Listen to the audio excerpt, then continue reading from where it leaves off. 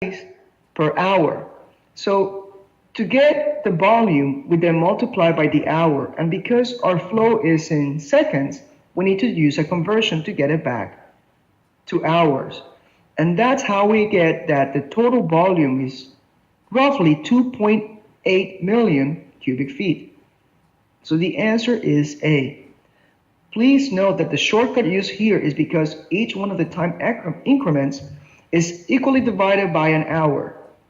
So we can simply add these up because everything that you multiply by 1 is going to be equal to the same number. So we can simply just add all the flows up. And then to get it into volume, we simply need to convert those seconds to hour because our common multiplication is an hour. So then we get that our volume is going to be 2.8 million cubic feet. An additional step that NCS may take is they may require you to provide the volume in gallons. So you will need to then convert cubic feet to gallons, or million gallons, or something to that tune. So keep in mind that NCS also likes to add an additional step towards the end or the beginning of the problem, especially it will be either like a unit conversion type of step.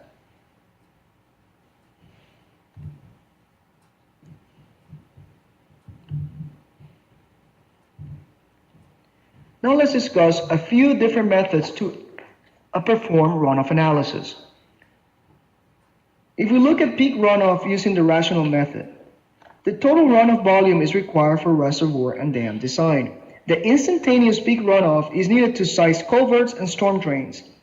The rational formula for peak discharge has been used in the US since the early 1900s.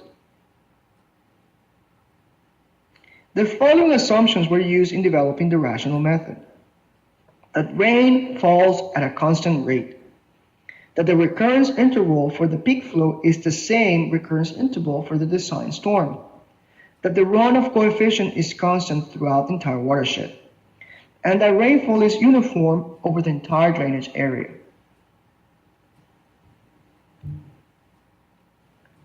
So let's take a quick look at the great formula of the rational method. Because of its simplicity, it has to be one of my favorite formulas in hydrology. Now, the rational method formula simply states that the peak flow rate is going to be equal to the runoff coefficient times the intensity in inches per hour times the area of the basin measured in acres. Now, because of the assumptions that we noted earlier, this is applicable to small areas. And it's seldom used for areas greater than 1 or 2 square miles. Now, the intensity used in the rational method equation depends on the time of concentration and the specific return interval for the storm being evaluated. Depending on the importance of the watershed, the storm collection system is designed based on the desired storm intensity. The peak runoff is based on similar inputs to the hydrograph. That is, for like open channel flow, whether that channel is in channelized or in overland flow, the same steps and variables are used. Because the rainfall is assumed to occur at a constant rate, peak runoff will occur when the entire drainage area is contributed to the surface runoff, which occurs at the time of concentration. Now, for the runoff coefficient, typical values for the runoff coefficient can be found in Appendix 20.A of SERM. If multiple runoff coefficients are used, they must be weighed based on the respective tributary areas. Now, you may want to tap Appendix 20.A of SERM because that will provide you with different type of runoff coefficients. However, even though the runoff coefficients shown in Appendix 20.A of SERM are very good to use, there's not a set of standard or rules on how to employ runoff coefficients. So different textbooks, different resources may vary a little bit on the number that you use for a specific type of land uses. So for this reason, in the NCES PE exam, if you have to use a runoff coefficient, it is very, very likely to avoid subjectivity, that NCS will provide you with the runoff coefficient, or provide you with a table, or provide you with some kind of empirical formula, or provide you with a chart where you need to get the runoff coefficient from.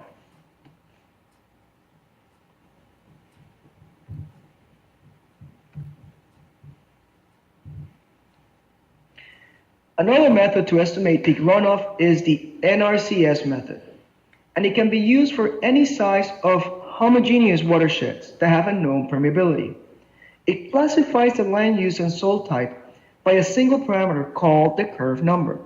The curve number is similar to the runoff coefficient, but it cannot be used interchangeably with the runoff coefficient. The curve number goes from a scale from 0 to 100. The runoff coefficient using the rational method goes in a scale from 0 to 1. This distinction was done on purpose by the NRCS method, which was developed prior to the rational method, to avoid any confusion of thinking that these numbers are similar in use. They kind of represent the same idea, but they cannot be used interchangeably.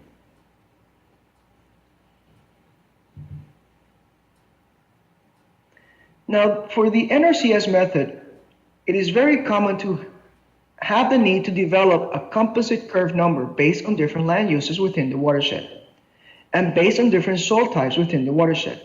As we know, watersheds will vary in soil type or in cover.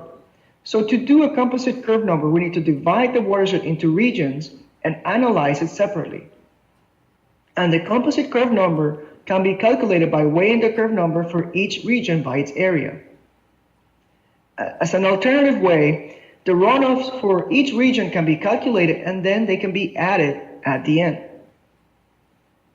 Now, the method for weighing the curve number over each of its respective area is the same method that you would use to weigh the runoff coefficient for different regions within the watershed.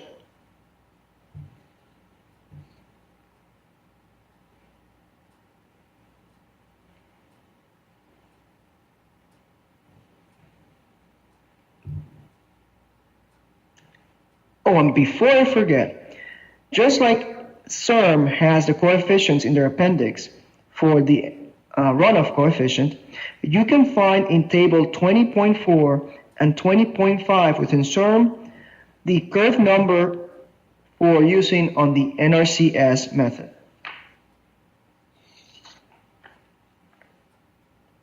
Now, the NRCS method is a little bit more involved than the rational method. And you can see why I prefer the rational method over the NRCS method. But both methods are used in design. Now for the NRCS method, we need to start covering some additional concepts before we get to the overall equation. First, we need to talk about initial abstraction. An initial abstraction is simply the amount of water that is captured from the system before it gets turned into runoff. An initial abstraction is simply 20% of the storage capacity of the watershed. To produce runoff, we need to have precipitation that needs to be greater than the initial abstraction. And the storage capacity has to be large enough to absorb the initial abstraction plus the infiltration. The NRCS method is based on the assumption that initial abstraction is equal to 20% of the storage capacity. There are many steps involved in calculating the total runoff. However, the steps presented in section 20.16 of SERM are very thorough and helpful for understanding how to use the NRCS method.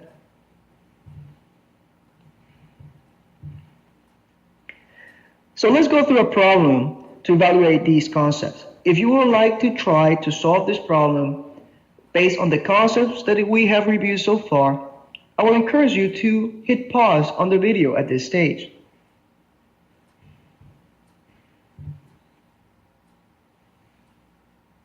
So problem number 10.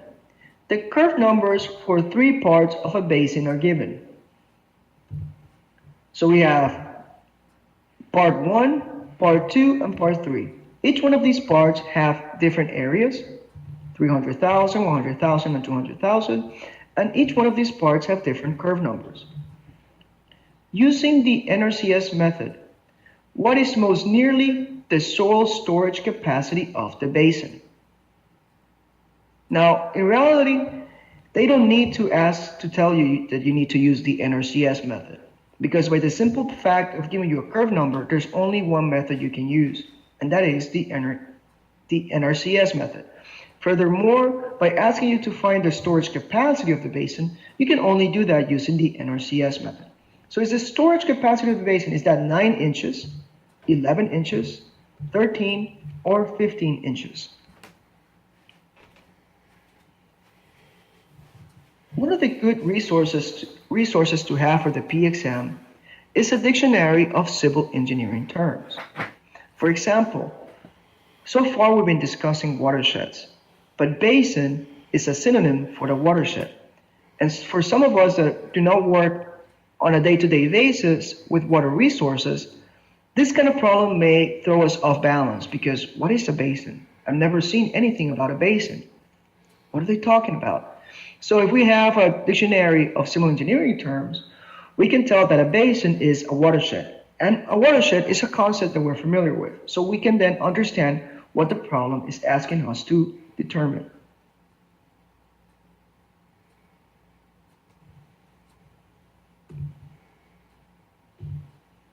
So let's look at the solution for this problem.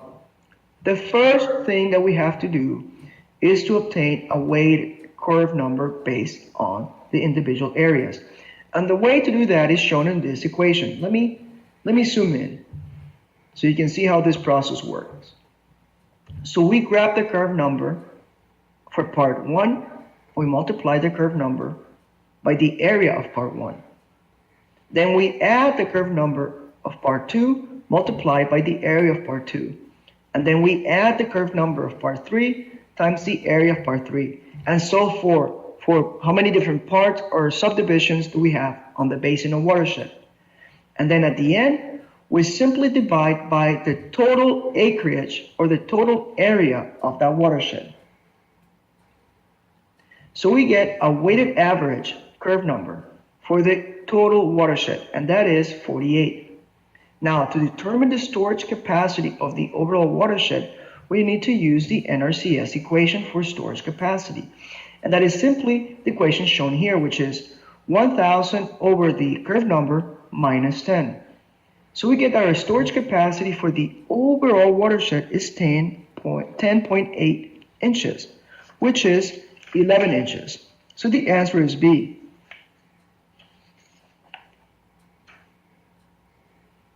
Now you have to understand that the curve numbers are averaged based on the tributary area of the area provided for each of them.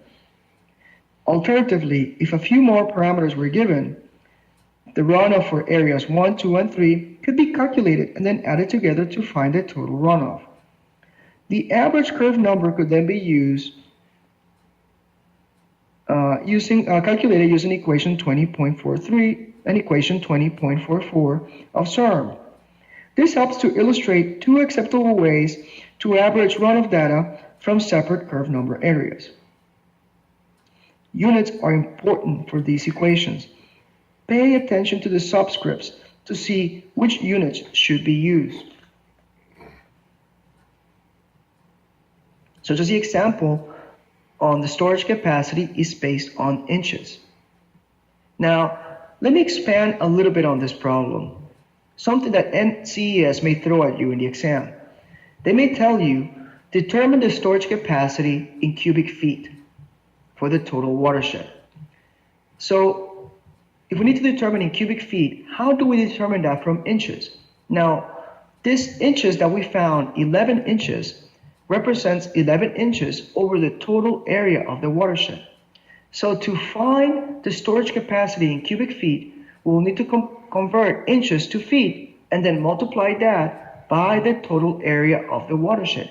And then we'll get the storage capacity in cubic feet.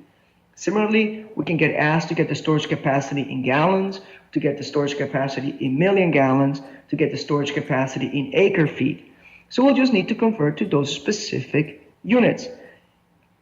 The first 2 pages of CERN provide common unit conversions. So you can use those to help you for those kind of problems in the NCEES PE exam.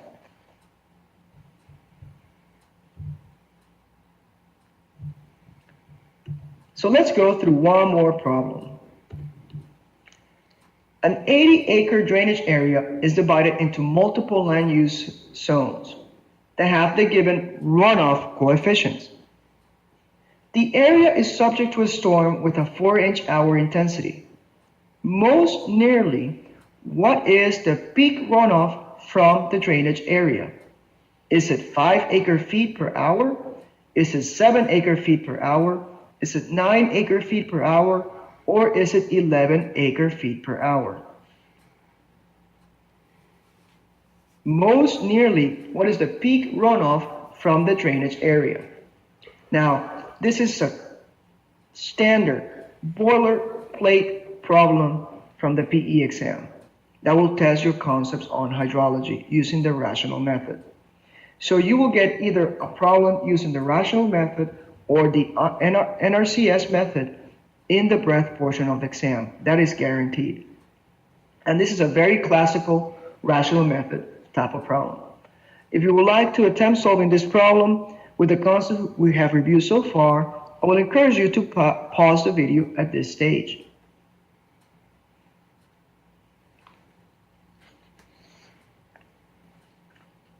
So let's look at the solution for this problem. The first thing that we have to do for the rational method, well, before we get into that, I've mentioned earlier that one of the techniques that I like to use to solve for problems in the PE exam is to start with my main equation to find the data point that I've been asked to find. I've been asked to find the peak runoff. And if I have the runoff coefficient, I know I need to use the rational method. So my peak runoff equation using the rational method is Q equals CIA. So my intensity, do I have my intensity? Let me go back to the stem. I have a 4-inch per hour intensity, so I do have an intensity. So I have an intensity. Do I have an area for the total watershed? Let me go back to the problem prompt. Yes, if I sum the parts, I'll get the total area. So I have the area for the total watershed. Do I have a curve number? I'm sorry. Do I have a runoff coefficient for the total watershed? Let me see. Well, I don't have a total or an average runoff coefficient for the total watershed. So I'll need to get a weighted average runoff coefficient for the total watershed. Hint, hint, we see how the total acreage of the drainage area equals the sum of the parts. So I have to calculate my flow, I have the intensity and the area. Very easy to get. What I need to find is my weighted runoff coefficient. The formula to weigh the runoff coefficient is the same formula that we used to weigh the curve number in the previous problem. We multiply the runoff coefficient of part 1 times the area of part 1. Then we add that to the multiplication of the runoff coefficient of part 2 times the area of part 2. And then we add that to the runoff coefficient of part 3 times the area of part 3. And we divide it by the total area of the watershed. So our average runoff coefficient is 0.4. So we use 0.4 times 4 inches per hour times acres. And we have, and to get it into acre feet, we then divide by 12 inches per feet. So that we have our volume, our flow in acre feet per hour. You see how we divided by 12 inches per feet, so we can get our flow in acre feet per hour. So the answer is D, which is 11 acre feet per hour. The rational method, let me highlight something here on the rational method. The rational method Q value, flow value, is in acre inches per hour, which is very, very close to cubic feet per second. So if we don't use this conversion, we can assume that we're getting the Q in cubic feet per second.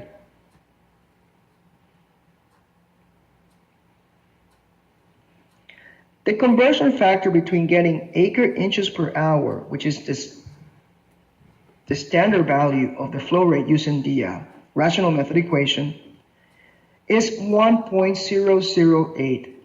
And this is why it's typically rounded to 1. So we can say either we have acre inches per hour or cubic feet per second. Now the strategy used here is to remain having the units in acre inches per hour, so we can quickly convert them to acre feet per hour by simply dividing by 12.